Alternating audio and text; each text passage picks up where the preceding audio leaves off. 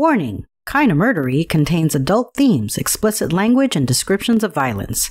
It is not suitable for anyone, and we recommend you stop listening now.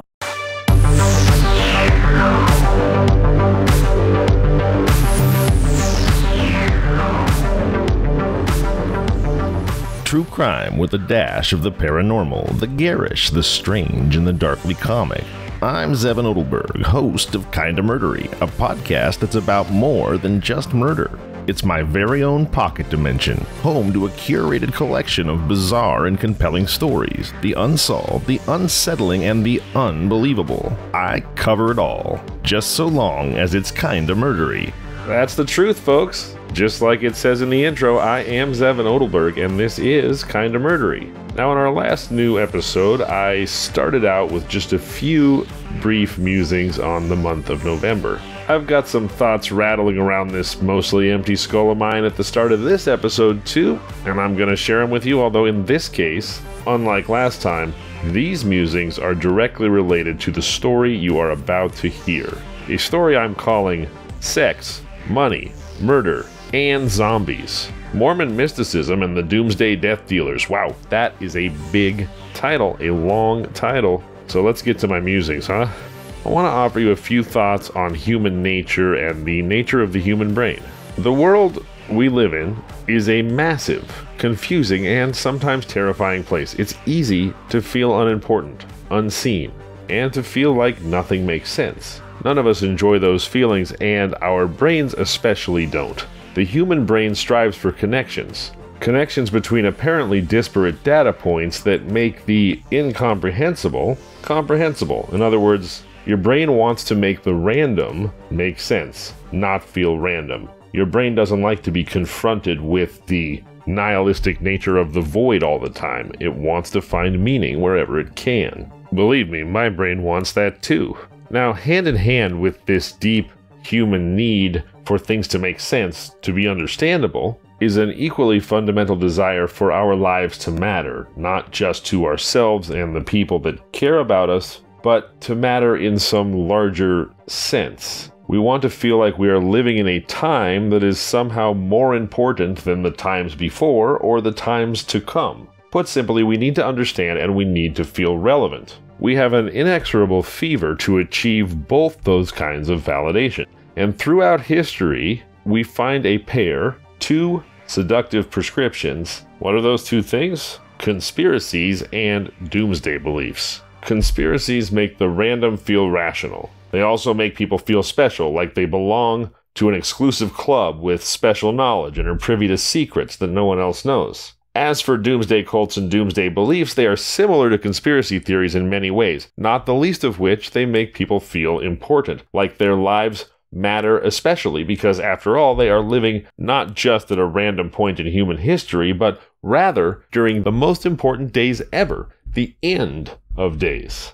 Just in case this all sounds pretty dark, and the story you're about to hear is pretty dark, to be clear, everyone is important, everyone's life matters, and no one should need a conspiracy theory or an apocalypse to know these simple truths. So with that in mind, please do join me now as we uncover what truths we can and solve what mysteries we may.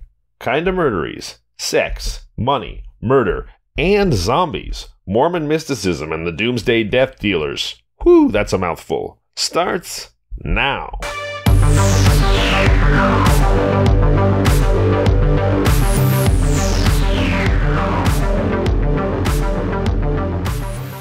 In 2006, Lori Vallow married Charles Vallow. And the marriage wasn't just a merger of two hearts, but also a blending of families. Tylee, Lori's daughter from a previous chapter in her life, gained a stepfather, Charles. And as the years went on, 2014 emerged as a significant milestone for the Vallows. Perhaps driven by a longing to expand their familial tapestry, they embraced a new member into their fold. JJ, a young boy with the innocence of youth still fresh in his eyes, joined the family. He wasn't just any child. He was the grandson of Charles's sister, a direct blood tie to the Vallows that added layers of familial bonds and responsibility. The decision to adopt JJ painted a picture of a family growing not just in numbers but in love and connection. Yet beneath the surface of this seemingly happy expansion lay undercurrents of complexity and future entanglements. The merging of past and present, of histories and futures, set the stage for a narrative replete with twists and turns, where every character's backstory played a crucial role in the unfolding drama. The story of Laurie, Charles, Tylee, and JJ is not just a tale of family dynamics. It's something of a mystery, rich with potential clues and hidden motives, each waiting to be unraveled. As we delve deeper into their lives, we uncover the layers that make this more than just a family story, that make it,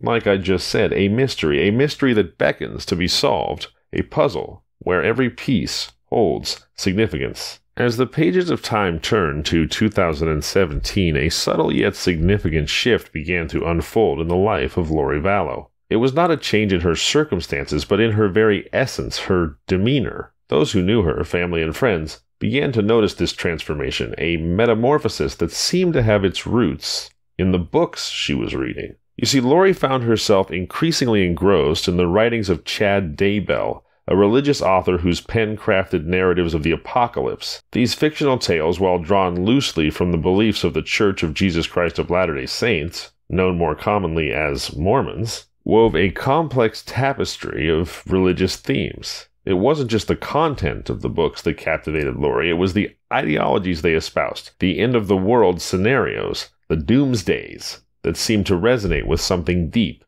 inside of her. The plot thickened in 2018, marking a pivotal moment in this unfolding story. Laurie and Chad, whose paths were previously parallel, intersected. Their meeting was not just a convergence of two individuals, but of two minds steeped in religious fervor and apocalyptic thought. Together they embarked on a new venture, a religious podcast. You know, side note, try as I might, I could find dozens of podcasts about Laurie and Chad, but I could not find what the actual name of their podcast was. So if anybody knows, go ahead and reach out to me, kindofmurdery@gmail.com, @kindofmurdery on all social media. I'd love to know what their podcast was actually called. That seems to have been somewhat scrubbed from the internet. So anyway, they started a religious podcast together.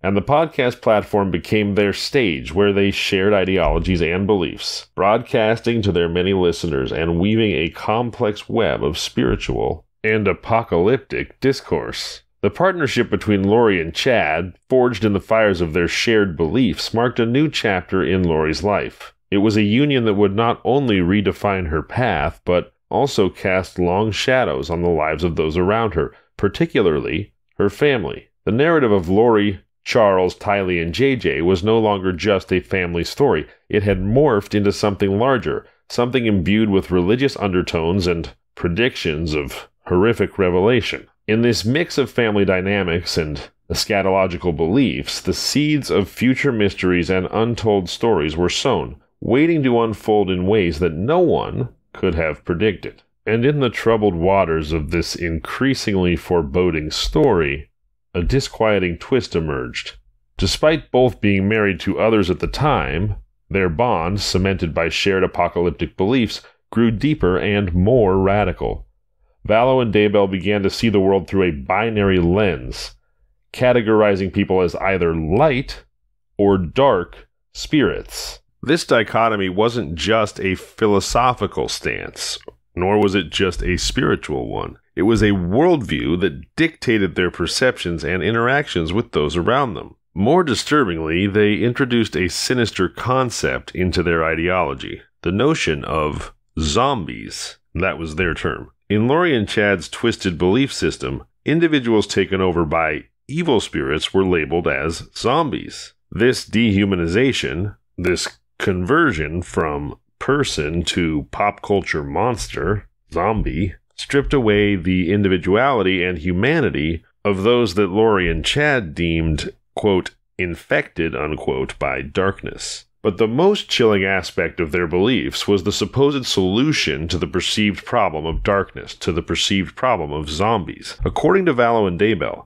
the only way to liberate a soul from the clutches of this evil, to free them from their zombie state, was through death. This belief, a grim and fatal remedy, laid the groundwork for a story, the story I'm telling you now, that is steeped in danger and moral decay. The couple's descent into such extreme belief signaled a turning point. It wasn't just a descent into radical ideology, but a potential prelude to actions that could transcend the realm of beliefs into the realm of the real, with real and potentially tragic consequences. The stage was set. The characters drawn into a plot that was as much about spiritual battles as it was about the struggles within the human psyche. This chilling psychodrama took a foreboding turn in January of 2019, when Charles Vallow, entangled in the increasingly complex and darkening world of his wife Lori and her partner in belief, Chad Daybell, found himself compelled to seek the intervention of the authorities. His visit to the police was not just a call for help, it was a stark revelation of the alarming transformations that he'd witnessed in Lori. Charles described his wife as unhinged, a term loaded with the weight of mental disarray and detachment from reality. He painted a picture of a woman who no longer tread the grounds of the ordinary, but believed herself to be a deity, a godlike figure preparing for the apocalyptic end of days. This was not the Lori he knew, nor was it the woman he married. This was someone transformed, consumed by her convictions and beliefs. Some might say consumed by her delusions. Even more disturbingly, Charles voiced a spine-tingling fear. Lori had threatened to murder him. This wasn't just a marital dispute or a difference in beliefs, it was a matter of life and death. The woman he once knew as a partner and a family member had, in his eyes, morphed into a potential threat to his very existence, because he had, in her eyes, morphed into a zombie. Charles Vallow's revelations to the police opened up a new chapter in this convoluted tale, one where personal safety and mental stability came into question. The narrative was no longer just about radical beliefs and spiritual warfare. It had escalated to potential physical harm. Charles' plea to the authorities was a crucial clue, a window into the escalating tension and danger that lurked within the Vallow-Daybell dynamic.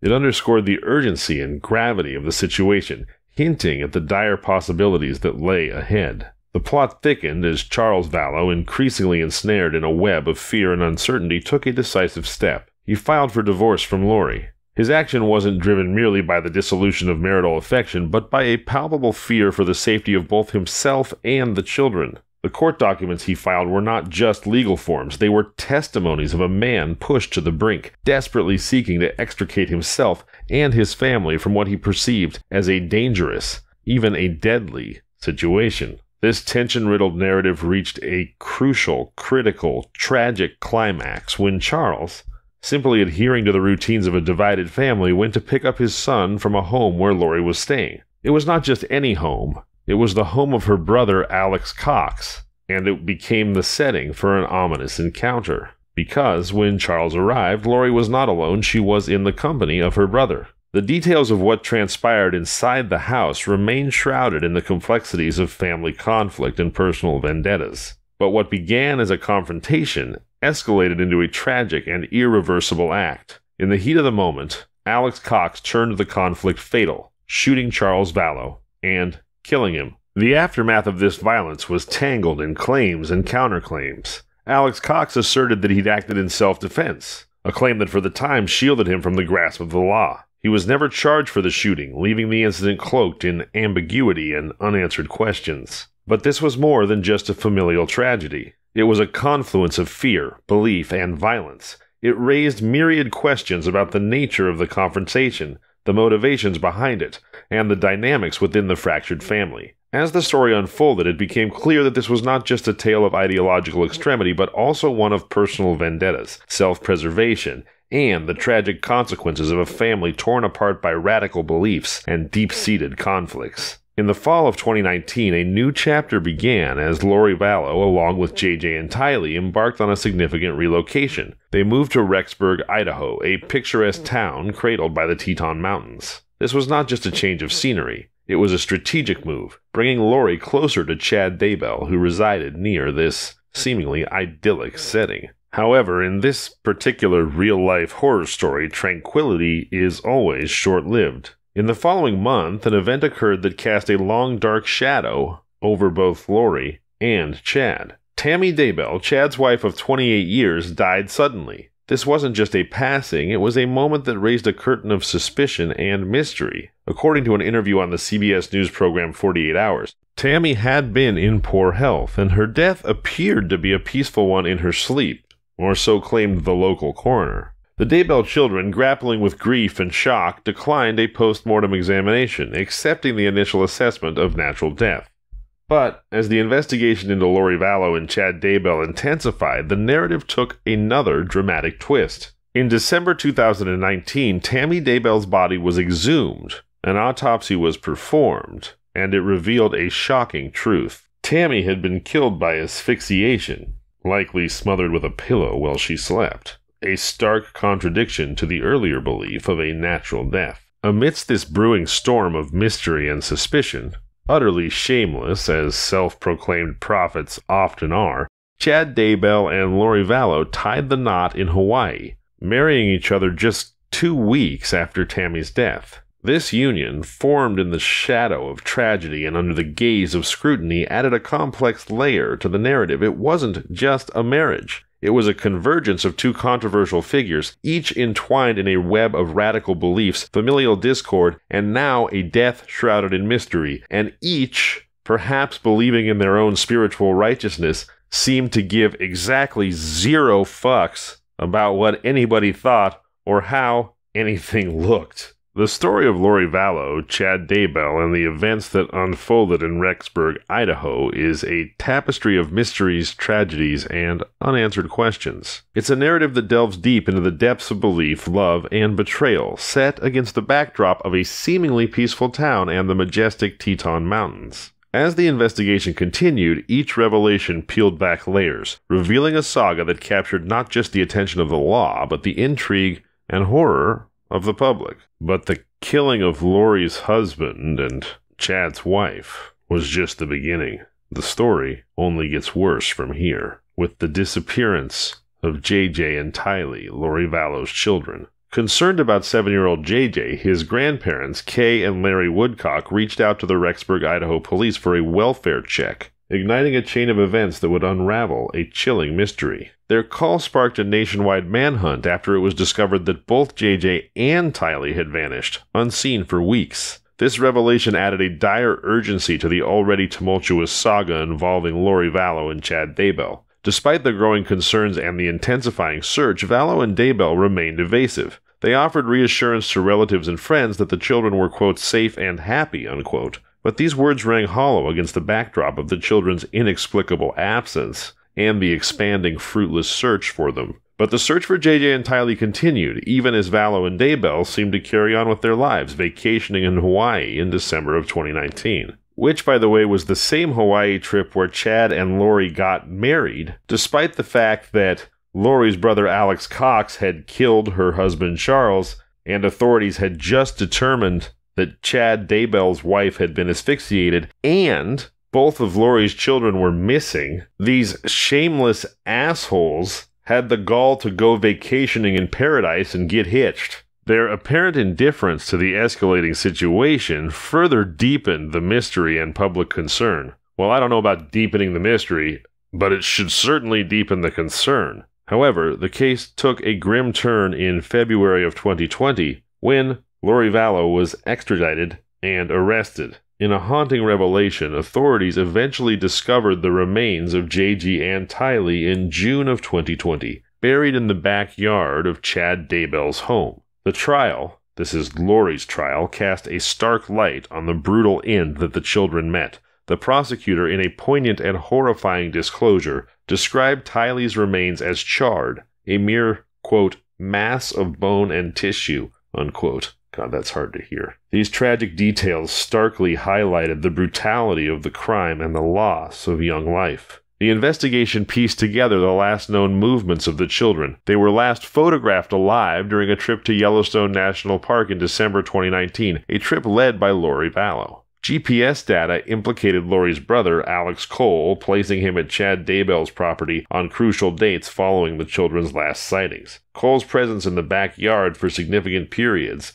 aligned with the timeline of the children's disappearance. JJ was last seen on September 22, 2019. The subsequent GPS data from Cox's phone the following day led investigators directly to the site where the children's remains were eventually found. Unfortunately, Alex Cole died of natural causes in December 2019, leaving many questions unanswered and allowing him to escape his probable responsibility in helping to hide the murder of his niece and nephew. Gosh, I'll tell you, I'm really not much of one for moral grandstanding generally, even though it's often appropriate when you're doing a true crime podcast and telling stories like this, but my goodness, these people make me absolutely sick. All right, let's get it done, huh? The final chapter in Lori Vallow's harrowing saga unfolded in the courtroom, a stage set for the delivery of justice. The courtroom was heavy with emotion as tearful relatives of the victims, bound together in shared grief and anticipation, awaited the jury's verdict and the judge's final word. The nearly 5-week trial had been an arduous journey, with prosecutors calling 60 witnesses and presenting, at times, extremely gruesome evidence. The story they told was not just of the murders, but also of the harrowing discovery of the children's remains. In a notable strategy, Vallow's defense team did not call any witnesses, and she chose not to testify in her defense. The defense, led by attorney Jim Archibald, attempted to portray Vallow as a once-loving mother who had been ensnared by a, quote, weird, unquote, religious cult leader. However, the prosecution's narrative was compellingly different. They argued that Vallow, alongside Chad Daybell, orchestrated a series of events that culminated in the tragic deaths of JJ, Tylee, and Tammy Daybell. And let's not forget all about Charles Vallow, who was supposedly shot in self-defense by Lori's brother, now deceased. The prosecutor's narrative portrayed Vallow as a manipulative figure using, quote, money, power, and sex, unquote, to achieve her objectives, with Chad Daybell being her ultimate goal. Fremont County Prosecutor Lindsay Blake's words during the trial echoed this sentiment, painting a picture of a defendant who would remove